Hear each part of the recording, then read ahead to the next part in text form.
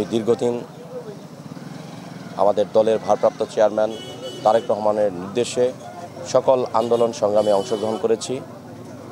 আমি হুমকির শিকার হয়েছি, মামলার শিকার হয়েছি। আমি মানুষকে ছেড়ে যাইনি, আমার দলকে ছেড়ে যাইনি। মানুষের সমর্থনে দল আমার কাজে সন্তুষ্ট হয়ে বর্তমান কমিটিতে যুগ্ম সাধারণ সম্পাদকের পদ দিয়েছে। আমি বিশ্বাস করি, আমরা যারা রাজনীতি করি মানুষের জন্যই রাজনীতি করি। আমাদের দলের প্রতিষ্ঠাতা চেয়ারম্যান শহীদ প্রেসিডেন্ট জিয়াউর রহমান বীরুত্তম বলেছিলেন, মানুষ যদি রাজনৈতিক দল হয় আমি সেই দলে আছি। আমি তার সেই আদর্শকে ধারণ করে তার সুযোগ্য সন্তান দলের ভারপ্রাপ্ত চেয়ারম্যান জনাব তারেক রহমানের নির্দেশনায় রাষ্ট্র সংস্কারের 31 দফা নিয়ে মেলান্দহ মাদারগঞ্জের প্রত্যেকটি মানুষের দ্বারে দ্বারে যাওয়ার চেষ্টা করছি। ধানের শীষের পক্ষে আমি দোয়া চাচ্ছি, ভোট চাচ্ছি এবং জনসমর্থন আদায়ের চেষ্টা করে যাচ্ছি।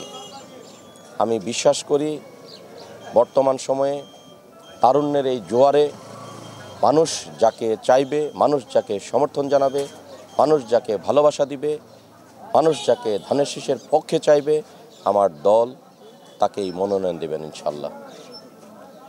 আমি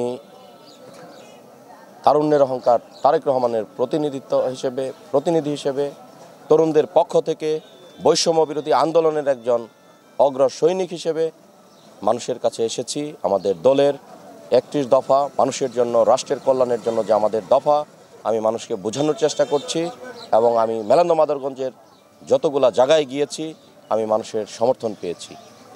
এই সমর্থন যদি অব্যাহত থাকে, আমি যদি মানুষের দোয়ায়, মানুষের আশীর্বাদে, ভালোবাসায় মেলান্দহ মাদারগঞ্জ থেকে ধানের শীষের মনোনয়ন পাই, আমি যদি মানুষের সমর্থন নিয়ে পার্লামেন্টে যেতে পারি, আমাদের যে পারিবারিক ঐতিহ্য, আমাদের যে অতীতের মানুষের মানব সেবায় যে কাজ, সেই কাজকে আরও বৃহৎ পরিধিতে মানুষের মধ্যে ছড়িয়ে দিতে চাই।